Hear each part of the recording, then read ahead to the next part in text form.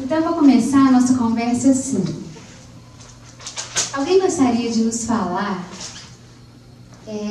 se lembra o porquê de ter vindo ao centro pela primeira vez? Alguém se lembra? Gostaria de falar?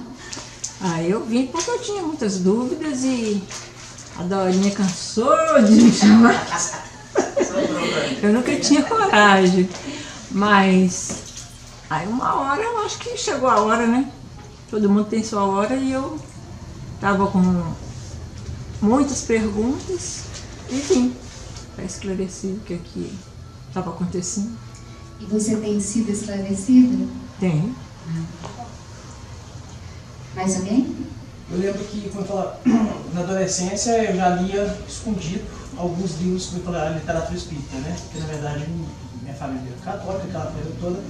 E na verdade comecei a sentir umas presenças, assim como eu falo, uma etapa da minha vida, comecei a desenvolver um pouco mais essa sensibilidade e morria de medo de vir aqui, como eu falo, e aí um belo dia eu comentei com um colega meu que já tinha frequentado aqui, e aí ele falou assim, não, é tranquilo, eu vou lá com você. Ele veio uma vez comigo e a partir do segundo eu comecei a vir. E ele parou de vir? Ele parou, é porque ele na verdade não mora aqui, ele mora em Lafayette, continua frequentando lá. Mais alguém? Eu tinha muita vontade de conhecer, mas não tinha coragem também, porque esses preconceitos, né, que a gente foi criado. Mas eu já lia, né, o Evangelho, fazia culto lá em casa, eu só não frequentava o sítio. Aí eu tinha uma desculpa boa, né, que uma colega minha que, vamos lá comigo, eu preciso de ir lá, levar meu filho e tal, e vão comigo. Eu falei, não, por ela eu vou, sim. Na verdade eu vim por mim, né? E por ela também, mas tudo conspirou para que eu viesse. Depois que eu estive aqui, eu falei, nossa, é isso que eu quero para minha vida, assim. Mais um momento. Lá em casa a gente fazia o culto, né? E eu participei de alguns encontros de jovens da Igreja Católica. Eu gostei muito dos encontros, só que quando eu ia à missa, não sei, faltava alguma coisa para mim, né? E aí a mãe começou a vir e eu passei a vir junto com ela. E eu consegui um consolo que eu ainda não tinha encontrado. Mais alguém? Bom, foi pelas manifestações mediúnicas em casa. E eu não estava entendendo o que estava acontecendo comigo, até que um dia eu encontrei com o seu Silvio e ele me fez o convite para vir até a casa. Ele falou assim para mim, você vai entender o que está acontecendo com você e você vai se cuidar.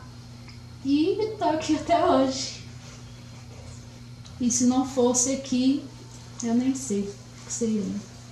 Onde estaria? Onde estaria? Então, Kardec nos diz, no capítulo 6 Perfeitos, Evangelho segundo o Espiritismo, que o Espiritismo precisa ser bem compreendido, mas, sobretudo, bem sentido.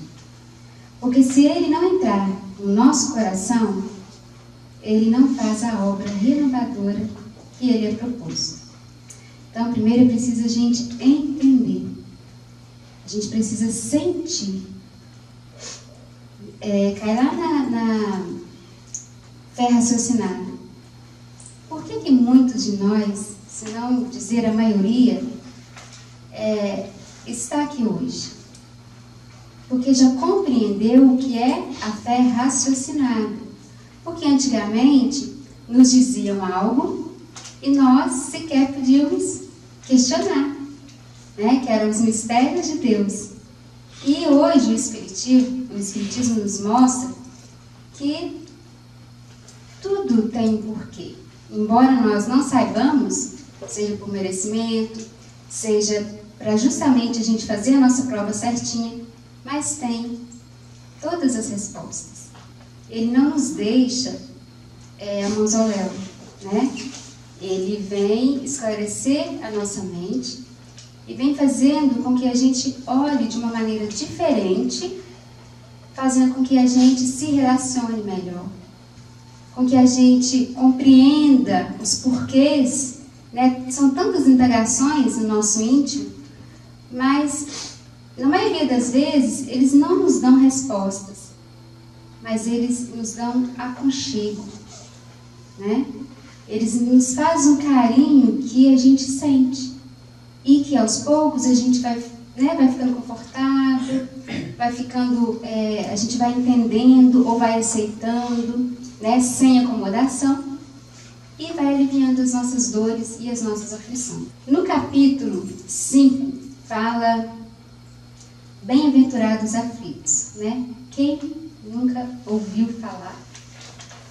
Né? Quem faz o evangelho no lar, normalmente vira e mexe está essa passagem por lá, né? E essa passagem, ela diz o seguinte, ela quer dizer que nós viemos aqui para aprender. Ninguém está aqui de férias. São as dores, são as aflições que vai nos impulsionar a crescer. Porque nós não aprendemos ainda a ir pelo amor.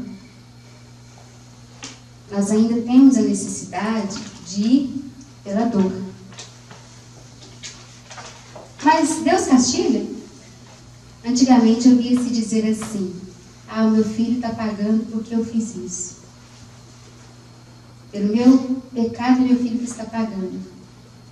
E aqui também a gente aprende que isso não existe.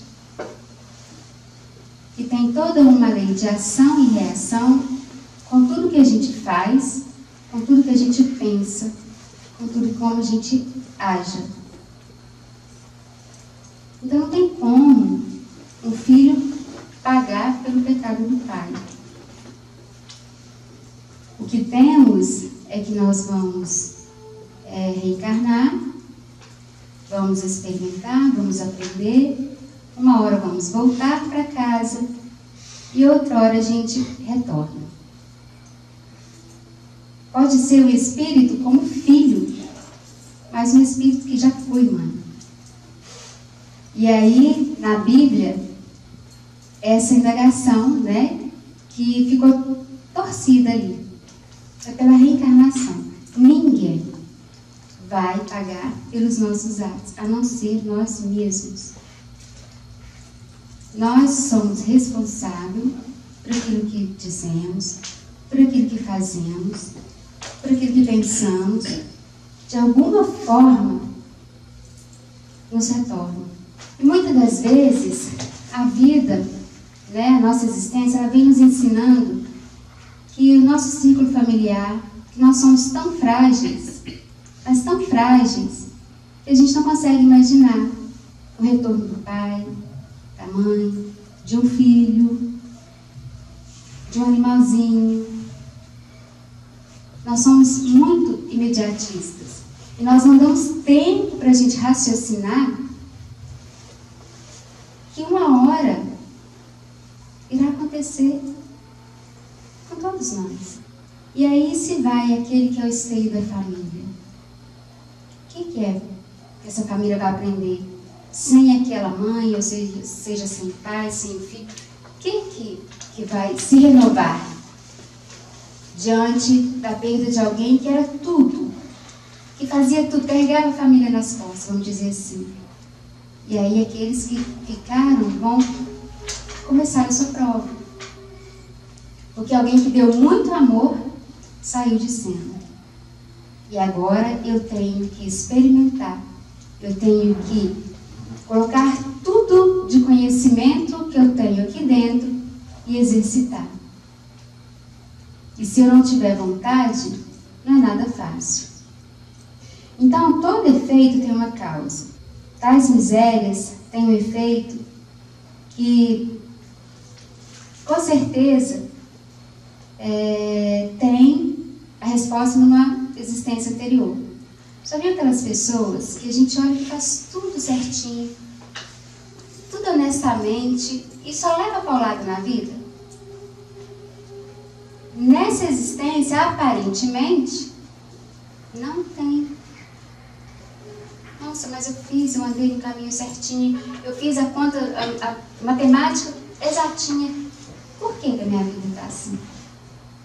Porque uma existência para a gente amar alguém, para para a gente conhecer alguém, uma existência é muito pouco.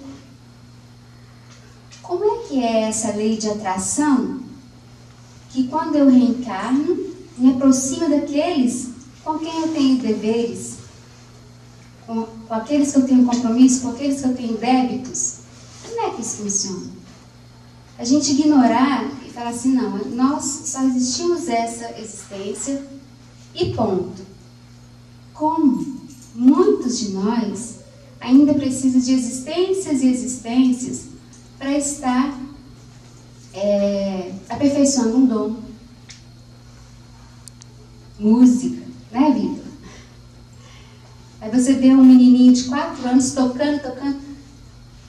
Como assim? 4 anos ele toca de um tudo. Aquele menininho que de 5 anos fala 5 línguas. Como assim? Tem que ter um passado lá atrás, que se remeteu no presente. Mas, não só as coisas boas, como as coisas ruins, vêm para nos reajustar.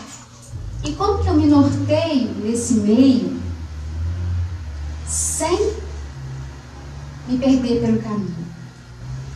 Alguém sabe me dizer o que eu preciso fazer para que eu não me perca no caminho?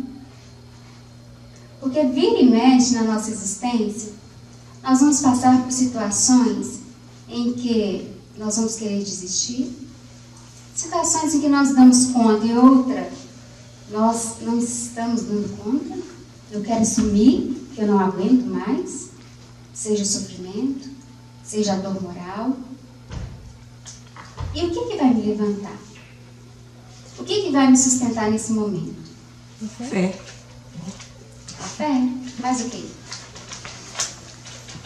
Fé, oração. Estou esperando. Parei que eu já não bate-papo. Confiança. Autoconhecimento. Hã? Autoconhecimento. Estou esperando. Socio. A fé, confiança, oração, autoconhecimento. Mais o quê? O conhecimento cai naquele, né? Nós temos dentro da nossa evolução, tem conhecerás a verdade e ela vos libertará. Então, está dentro do autoconhecimento. É isso. Agora tem que ter um fé, acreditar, estar sempre conectado com esse plano divino aí, com Deus, é Jesus, né? A própria espiritualidade, né? Nosso anjo da guarda, espíritos amigos que nos cercam, que nos ajudam, entendeu? Está sempre nos protegendo, que é para a gente conseguir seguir o nosso caminho. Entendeu? E a busca do objetivo, entendeu? Nosso objetivo é o quê? Crescer, melhorar. Então nós temos que acreditar que havia alguma coisa.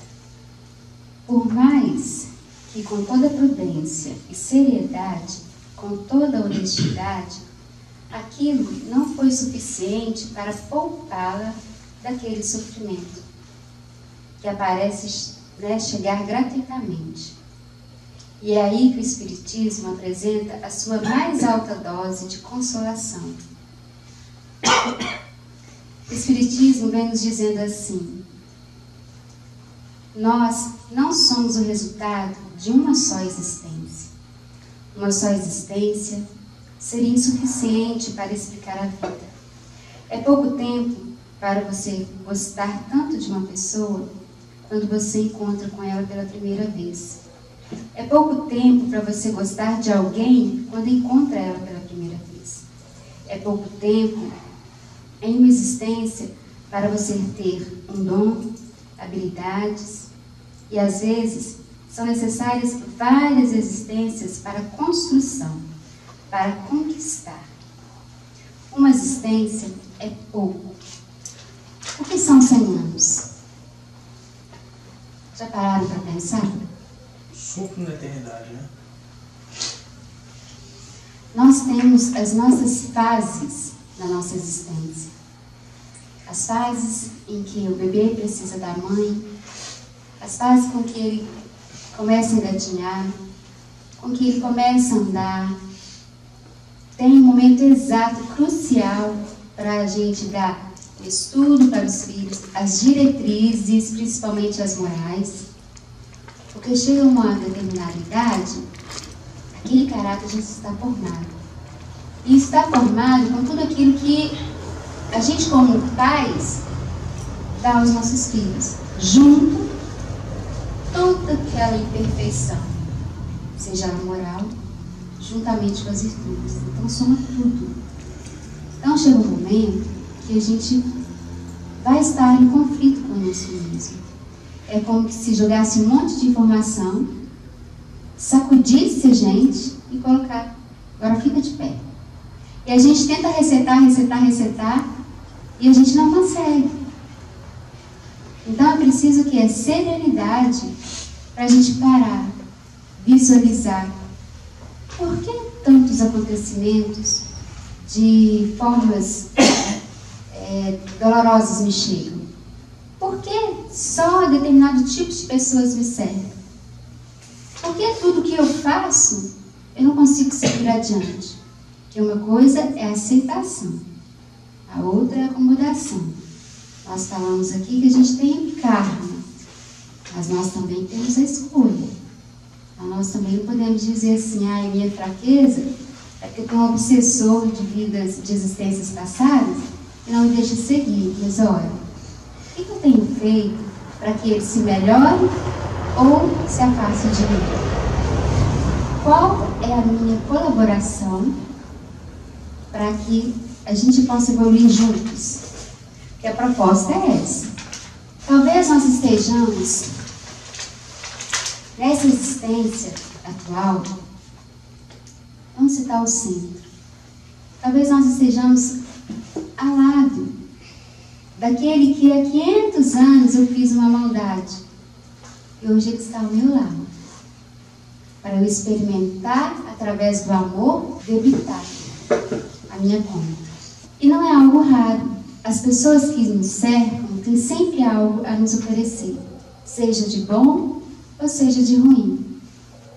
Porque nós exalamos um perfume que, olhando aparentemente, a gente não vê e não sente. Mas é uma atração que, quando você vê, já foi. Da lei de afinidade. Por que eu só atraio pessoas fofoqueiras para perto de mim? Pode ser que eu seja fofoqueira, mas pode ser que numa existência passada eu tenha feito muita fofoca. Então hoje eu tenho que trabalhar, eu tenho que ouvir, me segurar, ou eu tenho que experimentar, eu tenho que falar, não é por aí. Ao invés de eu fomentar junto, eu vou colocar as qualidades. Então se a gente olhar, tem várias possibilidades de ser. Por que eu tenho diabetes? Tem um motivo. Por que o meu corpo é desse formato? Tem um motivo. O nosso corpo é a nossa casinha, onde abriga o nosso espírito. E nele vem impregnado todas as experimentações de existência passada. Então, muitas das vezes, quando você está com seus pensamentos atribulados, será que a gente sabe distinguir se esse pensamento é de hoje ou se é uma lembrança que está ali avivando a minha mente? Quem gostaria de responder? Como a gente identificar? Ninguém? Dentro das minhas certezas, das minhas convicções que o Evangelho nos apresenta, fica fácil a gente discernir. Não é uma tarefa muito fácil, mas quando a gente está ali com o Evangelho aberto, a gente está seguindo, tem muitos dos bons espíritos que estão nos amparando. Então, você já viu aquela expressão assim, nossa, eu fui, tudo fluiu bem? Primeiro você teve vontade, depois você confiou em algo que você não viu. Então tudo vai fluir. Se eu coloco medo, que eu não gosto dessa palavra, eu prefiro falar receio, se eu coloco, eu já me paraliso. Porque o medo paralisa a gente. Deixa de raciocinar. A gente fica meio temeroso, não sei se vou, se não vou, e você fica perdendo tempo. Então a gente tem que tomar as rédeas da nossa existência hoje e traçar dentro do Evangelho, experimentar o que a vida vem nos oferecendo, para que no amanhã eu chegue do lado de lá e pense assim, nossa, mas estava embaixo do meu nariz. Como assim? E só o Evangelho para nos nortear. Porque nós já temos muita cola no mundo espiritual, né? Vir o Espírito falar e não é prova, né? Mas nós temos muita cola. E tendo o Evangelho, quem abre o Evangelho, diz... Tem algumas doenças psiquiátricas que, mesmo com a medicação, não respondem, né? A gente fala que são doenças refratárias. Esquizofrenia, por exemplo. Toma uma medicação, não ajusta. Toma outra, nada dá certo. Será que pode ser esse caso? Pode. Pode sim. Acho que eu já até comentei aqui no estudo que a gente fez, 2 pessoas com câncer, né?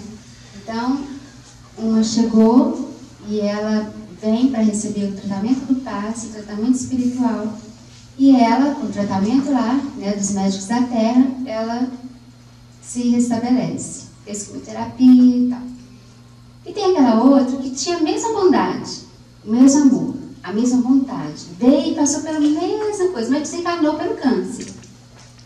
E essa segunda veio e passou por toda a mesma coisa, mas ela desencarnou. Os livros nos falam que esse tipo de acontecimento, esse câncer foi adquirido.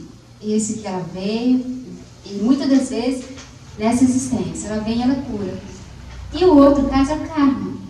Vem, vai fazer o tratamento, ela tem aquele pico de adrenalina que melhora, mas o karma dela, o que ela precisa passar é na fase final com aquele câncer. E ela não se curou? O que vocês acham? Sim. Então, tem várias possibilidades. Pode sim. Aquele que já cefou várias vezes sua existência, que tem problemas mentais. Então ele vai começar a reeducar, né, mentalmente. Mas ele, nessa existência, ele não vai se restabelecer. É porque ele está passando por algo para resgatar, quem sabe numa próxima existência, né? Então, as existências são solidárias.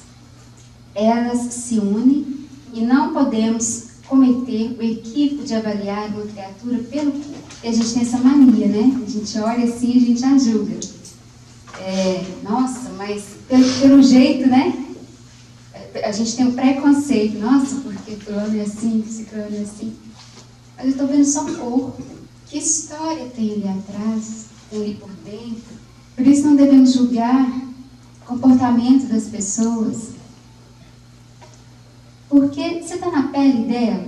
Então, dentro desse corpo, que muitas vezes avaliamos, há ali um espírito imortal, herdeiro de centenas de existências, cheio de experiências boas e ruins, com imperfeições, com virtudes, com habilidades, com inabilidade, que nasce com o propósito de... Nós nascemos com o propósito de quê? Evoluir. De evoluir. Mas que evoluir é esse? Aprender a lidar consigo, lidar com o outro, lidar com a humanidade. Com o planeta, na verdade. Mas, ele falou, mas é uma palavrinha bem pequenininha. Amor. Desenvolver o amor. Mas é uma palavrinha parecida com amor, mas é bem pequenininha. Nós viemos aqui para fazer o bem, para chegando, fazendo a nossa tarefa. E ao retornarmos, nós temos a obrigação de estarmos melhores do que quando aqui chegamos. Bem, que une o amor, né? Caridade. Então, se a gente, porque às vezes junta muita coisa na nossa cabecinha e a gente fica meio perdido, né? Por onde eu vou começar? Então lembra, bem. Que bem que eu estou fazendo? É só a mim? Só para os meus? Que bem. No livro Ceifa de Luz, no capítulo 27, onde Emmanuel, através de Chico Xavier, nos diz assim: no limiar do berço, pede a alma dificuldade e chagas, amargores e cicatrizes, Entretanto, nas suas provas, no plano físico, a gente começa a pedir para parcelar aquilo que viemos fazer. Porque quando estamos lá, ai, o que eu vou fazer, vai acontecer, né? Aí quando chega aqui, vê que é difícil. E aí nós começamos, né? Ah, não, errou meu nome aí. Não, não, aqui é Leila Rezende, não é Leila Silva não, né? Então, tá no lugar errado. Quando a gente tem essa consciência de, não, vou deixar para a próxima encarnação. Nós fazemos isso. Primeiro, a sede de vir é tão grande que nós topamos qualquer parada, né? Quando chega aqui e vê que o negócio é mais sério do que a gente pensava. Quanto mais aniversário vamos fazendo, mais enraizados na terra nós estamos. E muitos de nós têm certeza que nós vamos ficar por semente. Ainda não desenvolveu a tal ponto de qualquer hora a gente volta para casa. Quantos exemplos a gente tem, por exemplo, na nossa cidade, que a gente fica assim, não acredito, né? Mas Deus sabe de todas as coisas. Ele é nosso Pai, sabe do que é melhor, do que é a necessidade para mim naquele momento. Então, aí ele fala aqui, ó, torna a concha obscura do egoísmo e da vaidade, em que, estando-se na mentira e na delinquência, aprendiz recusando a lição, ou doente, abandonando o remédio. Quase todas as circunstâncias o ser humano persegue a fuga que lhe adiará indefinidamente as realizações planejadas, porque nenhum de nós nascemos sem um planejamento. Todos nós, ninguém caiu de paraquedas, ninguém está na família errada, todos nós. Nós temos um orientador da nossa família, nós temos, cada um tem o seu anjo guardião, estudaram tudo aquilo que eu poderia dar conta. Se eu não dou conta, eles vão passando, eles diminuem. Mas se eu dou conta, eles vão me dando mais. E dependendo da situação, eles vão para o plano A, plano B, plano C, para a gente não perder a existência. Porque como no início nós falamos, 100 anos, o que é 100 anos? E nós temos muitas coisas a trabalhar, muitas coisas a serem lapidadas. E que em uma existência não daríamos para fazer. Então tem que ser dividido, tem que ser prestação mesmo. Emmanuel nos diz, a inteligência sozinha é como uma placa no deserto, indicando a direção. O peregrino, sedento e desorientado, lê a placa e se orienta, mas morre de sede no caminho. O sentimento, a bondade e o amor, sozinhos, é como um poço de água no deserto. O peregrino, sedento e desorientado, vem e mata sua sede, mas se perde porque está desorientado. É preciso conjugar a placa e o poço de água, esclarecer e consolar. Nos momentos em que encontramos aflição, cuja causa está nas existências anteriores. Nós precisamos de consolo, precisamos de alimento para o coração. Certa feita, Chico recebia muitas mães, e as mães chegavam desesperadas, porque haviam perdido seus filhos. E naquela noite de atendimento específico às mães, uma chamou a atenção de todos que lá estavam. Porque ela chegou, ela chorava tanto, tanto, tanto, que o Chico a abraçou e começou a chorar também. E aí todo mundo parou e ficou olhando, como assim? Chico não vai falar nada? Nossa, não tem uma psicografia, um passe? E aí, quando eles pararam, né, aquele chororô, a mãe falou assim, Chico, em nenhum lugar que eu passei, eu encontrei o consolo de agora. Porque o consolo, ele não vem com palavras. O consolo, ele não vem com gesto.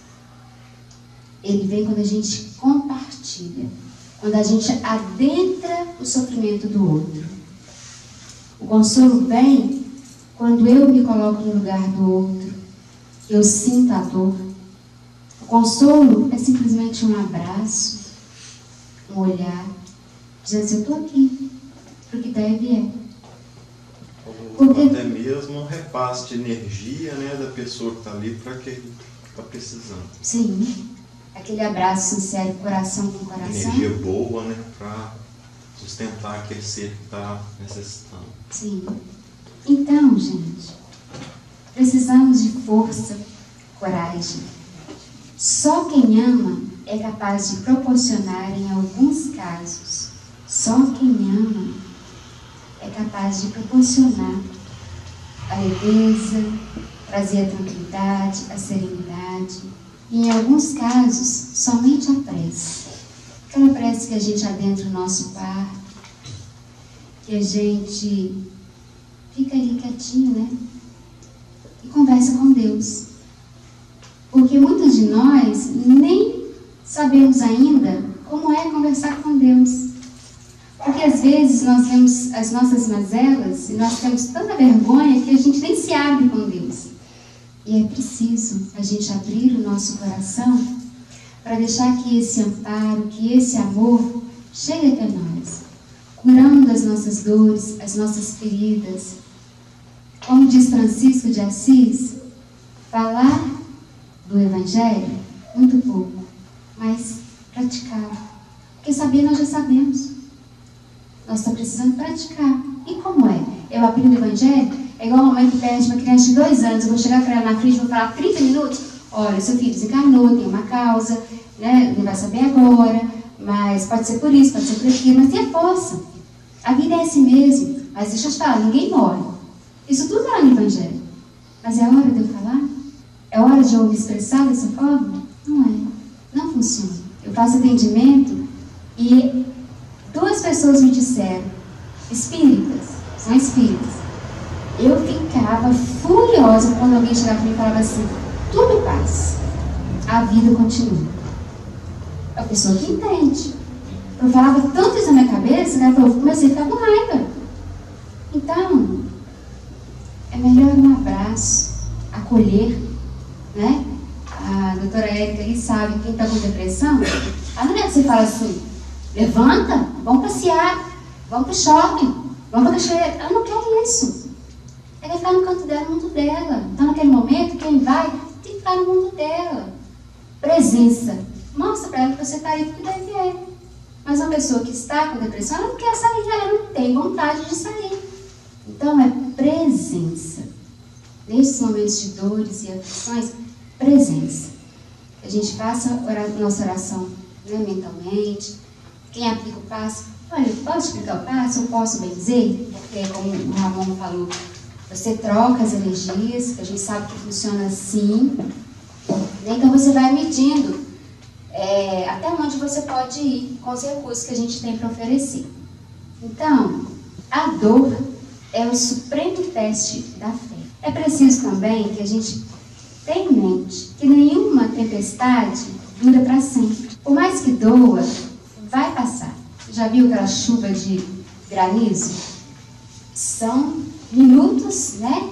Faz um estrago danado. Parece que não vai passar, mas passa. Depois a gente olha a natureza, né? Está toda estragada, vê como se refez. Conosco é a mesma coisa, nós temos essa capacidade. A doutrina vem nos trazendo a fé raciocinada. Ter fé é confiar em Deus. Nós não sabemos o porquê das coisas acontecerem conosco, até porque, graças a Deus, nós temos o véu do esquecimento. Já pensou se nós soubéssemos que foi o gosto do filho? É melhor que nós saibamos mesmo. Mas sabemos que tudo tem um motivo, né? Tivemos várias existências, todas elas solidárias. Então, é preciso ter fé e confiar. É preciso que a gente abra a porta do carro, desengrene, tire a chave, saia do carro, entregue essa chave para Deus, para Ele nos conduzir. Tem momentos que nós somos espíritos tão infantis que a gente não sabe o que fazer com a nossa existência. A gente não sabe por onde recomeçar. Então, pega essa sua chavinha e fala, Deus, estou te entregando. Me dê força para que eu passe as minhas atribulações, as minhas dores, as minhas aflições. Entregue a chave para Ele, mas com confiança. O resto é treino, é ensaio para a vida. Tudo que nos vier é ensaio. Nós estamos ensaiando para sermos espíritos melhores nessa existência. Quem aqui em sã consciência se reconhece, vou trazer mais perto, não vou lá na infância não. Depois da doutrina, o quanto se conhece, o quanto se melhorou, se enxergava lá atrás assim, uma pessoa diferente do que é hoje. Alguém gostaria de falar? Eu tinha muito medo de ficar sozinha, medo de ficar num lugar muito em silêncio, tudo me dava medo. Hoje eu já não tenho tanto medo assim. Mais um. Eu acho que eu mudei muito. Deus, né, sabendo dos karmas, das nossas provas, eu acho que eu sou uma pessoa melhor do que eu antes de vir para o Espiritismo. Eu melhorei em diversos aspectos da minha vida. Não precisa falar quais não, mas eu me sinto uma pessoa melhor hoje. Tá vendo? Essa sim, tá caladinho, né? São oportunidades que nos chegam para que adquirimos provisão, preparo espiritual para momentos de dificuldades, em que teremos que verdadeiramente confiar, entregar a nossa vida, a renovação em nós. Então, aquilo que parece na nossa trajetória ser mal, ser difícil, mas são esses passos que vão fazer com que a gente melhore, vão fazer com que a gente retorne melhor do que nessa existência. Você ia falar, Ceci? Ia falar? Você tocou ali. Interessante, eu estou lembrando que há poucos dias em casa eu levantei de manhã, me arrumei e sentei para tomar café. Aí eu olhei para a mesa assim, entendeu? Tinha além do leite, eu tinha queijo, vou lá do meu lado, pessoal. Tinha leite, tinha queijo, tinha pão, tinha café, aquela coisa toda. Sabe o que veio na minha mente naquele momento? Quantas crianças, essa hora, não tem às vezes nem um café para tomar?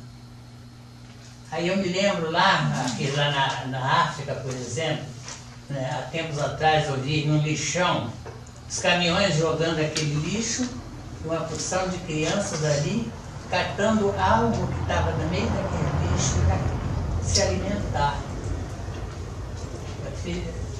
Eu olhei para a minha mesa simples, graças a Deus, né, porque eu tinha para tomar meu café da manhã, entendeu? As lágrimas desceram. Quer dizer, então, quando você estava falando aí, se a gente muda, como a gente muda, como a doutrina nos muda. E muito. Entendeu? Então, por isso nós estamos aqui. Nossa gratidão, eterna gratidão, por nós temos a nossa casa, que nos dá esse empurrãozinho, entendeu? Para que a gente consiga melhorar um pouco mais. Entre tantas outras coisas que acontecem na vida, a transformação vai chegando lentamente para o velho. Jesus nos disse no capítulo 11 do Evangelho segundo o Espiritismo: vinde a mim todos os cansados e sobrecarregados, e eu vos darei descanso. Tomai sobre vós o meu jugo, e aprendei de mim, porque sou humilde e brando de coração. Pois meu jugo é suave, e o meu fardo é leve. Quando ele quis dizer o jugo, era aquela madeira colocada no boi, no jumento, né, Ceci? Você sabe o que é, né? Que é para o boi poder arar, né? Arar a terra. E aquilo não deixa ele ir para o outro lado. Ele só vai em uma direção. Todo mundo sabe o que é? Tem a cerca, ele é travado, ele não pode passar. Né? Então, essa expressão que Jesus usou, né, nos direcionando, né, nos conduzindo na nossa existência. Muitas das vezes a gente precisa ter, né, aquele pezinho para a gente saber aonde a gente quer ir, para a gente parar de dar cabeçada. né? Às vezes a gente fica experimentando tanto uma coisa que, peraí, eu não estou parando para raciocinar o porquê. Só sei que eu estou indo, né? O jugo do Cristo, ele é o conteúdo moral da sua lição. É o remédio para as causas atuais das aflições. Se a gente quer diminuir o nosso sofrimento na vida, vamos colocar aí uns 80%, é preciso evangelizar os nossos corações. Evangelizando os nossos corações, a gente vai diminuir uns 80% do sofrimento. E isso é aceitar o jugo de Jesus, que não é fácil.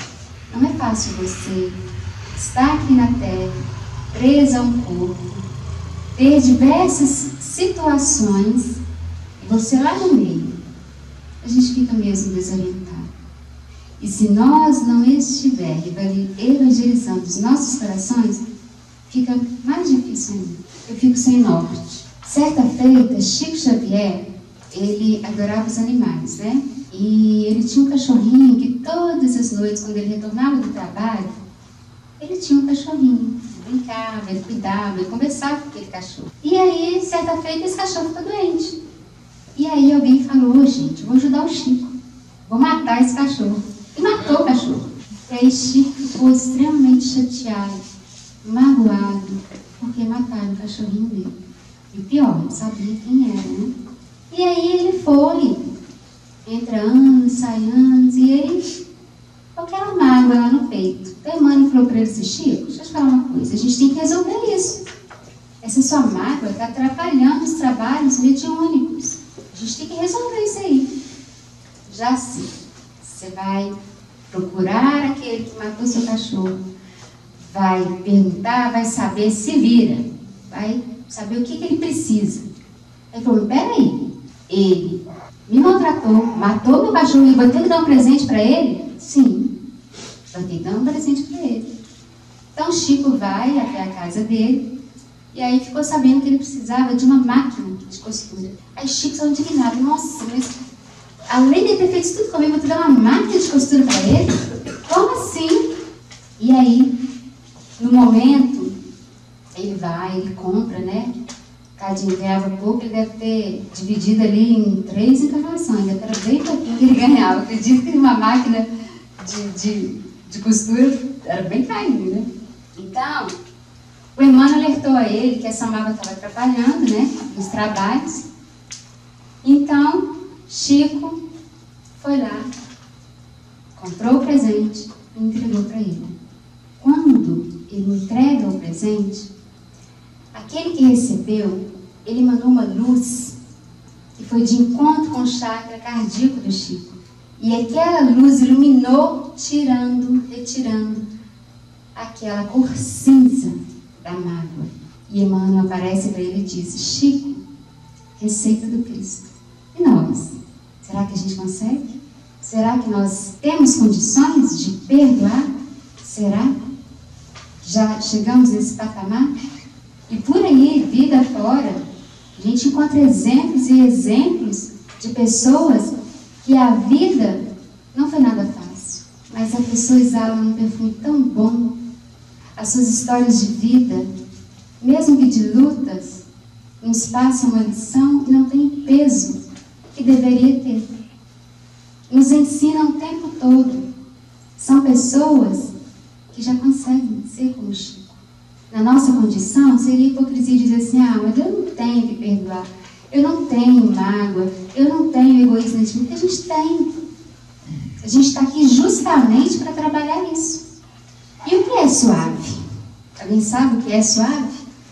É muito duro a gente odiar. Perdoar é muito difícil, mas odiar é mais difícil ainda.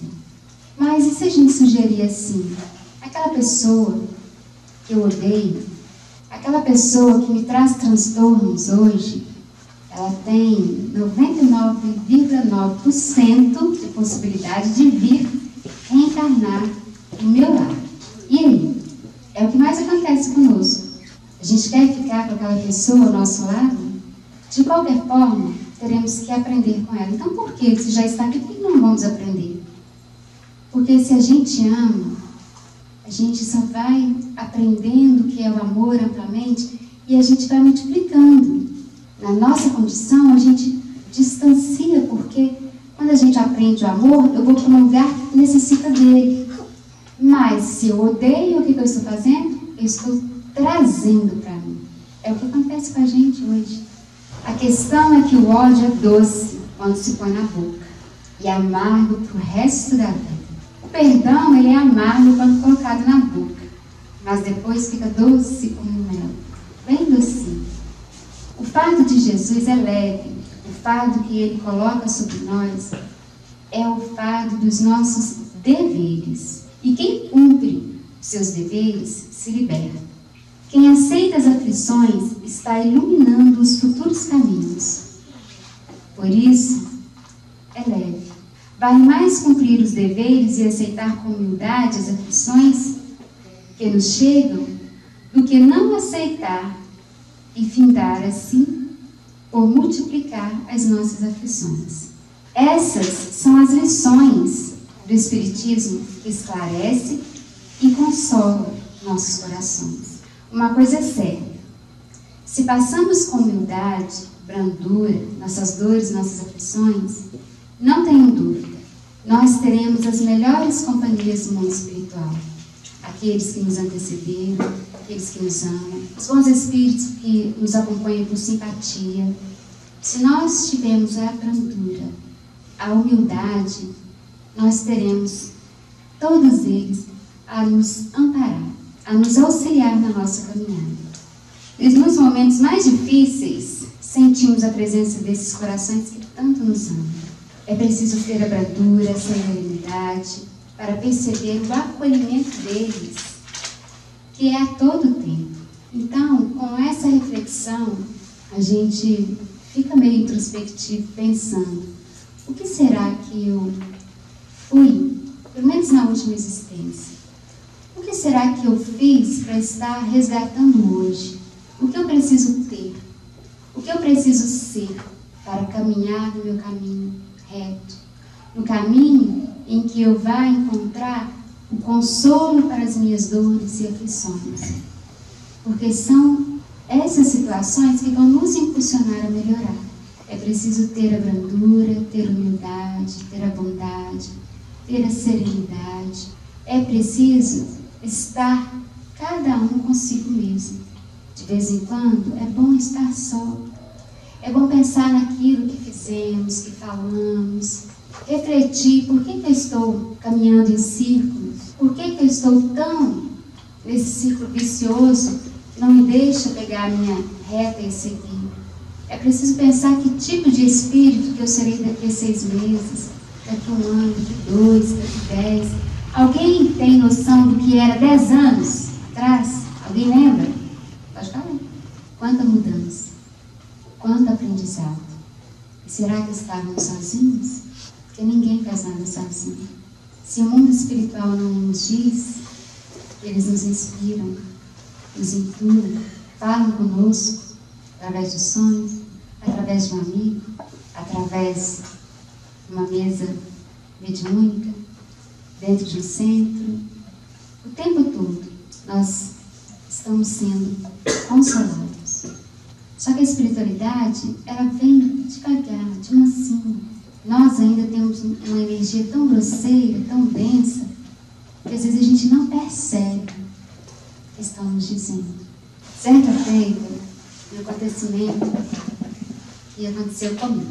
Nessa trajetória em que eu abracei o centro, então, certa fase da minha vida, eu passei por uma obsessão consciente, porque obsessão todos nós passamos, Então, vai depender do seu estado mental, emocional, principalmente espiritual, para você perceber.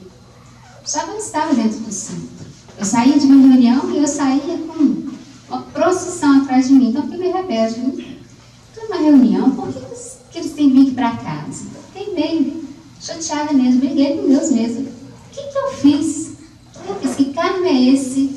E eram só assim, uma faixa etária assim, mais idosos. Por quê? E isso foi um bom tempo Eu não comentei com ninguém no centro. E foi evangelho, café, almoço e janta. Café, almoço e janta. Eu falei, tem que fazer isso aqui. Como assim? Eu tenho que ter vida própria. E isso foi por um bom tempo. Até que uma vez eu cheguei aqui ao centro, sentei aqui. E aí eu de olho fechado, fazendo minhas orações, e aí chegaram 2 espíritos para mim. Aí eu aproveitei, né? Lógico, toda indignada, né? Por que isso está acontecendo comigo? Por que aqui dentro eles não entram, lá fora eles me servem? Desdobramento, eles me maltratam, eu apanhava, desdobramento. Por quê? Para eu saber. O que eu fiz? Não é possível, eu estou fazendo tudo certinho, dentro da casa espírita. O que está acontecendo isso comigo? Aí um falou assim, acalma, minha filha. Eu aprendi que karma é uma coisa, escolha é outra. Porque um deles me disseram assim, olha só, quando você chamou a gente para que a gente pudesse te ajudar, nós estávamos lá o tempo todo. Só que você baixou seu padrão tanto, você não nos ouvia. É a primeira vergonha, né? Porque a gente abaixa o nosso padrão, a gente não percebe. E a outra, ele disse o seguinte, o outro disse, minha filha, caridade a gente faz quando a pessoa estende a mão. Você está fazendo de maneira errada. Você vai, mergulha e a pessoa está de braço cruzado. E aí você vem e traz esses irmãos para cá. Não é karma, é escolha. Você que está escolhendo ir, se meter. Então aprenda, caridade é quando a pessoa fala, eu quero. Então você vai e pega. Agora a pessoa está meio perdida, você pode ajudar, sim, através da oração. Então, eu tive que aprender na marra, porque parece algo muito bobo. Mas se você perturbar 24 horas no trabalho, na mesa, e eu falei, gente, mas cadê os outros médicos que estão vendo isso? E aí o tempo foi passando e esse irmão chegou na mesa e todo mundo ficou assim, né? Como assim? Que eu não falei para ninguém. E foi um momento que eu experimentei a fé raciocinada. Primeiro, que eu pensei, bom, se eu estou passando isso, é porque eu mereço. Né? Eu aprendi que a escolha é o karma. Mas aquele momento foi de um aprendizado muito grande. Porque hoje eu consigo perceber mais adiante e consigo enxergar no outro, porque eu já passei, então eu falo com propriedade. Mas o que me sustentou foi a fé. Foi o evangelho no lar, que eu fazia café, almoço e janta. Café, almoço e janta. Era o evangelho. É preciso a gente evangelizar o nosso coração. Isso não significa que vamos sair daqui santos. Ainda não. Somos imperfeitos, é por isso que estamos aqui. Mas uma coisa eu não posso esquecer. De evangelizar o meu coração. De acreditar naquilo que eu não vejo, mas eu sinto. Que é a fé raciocinada que nos impulsiona para a verdadeira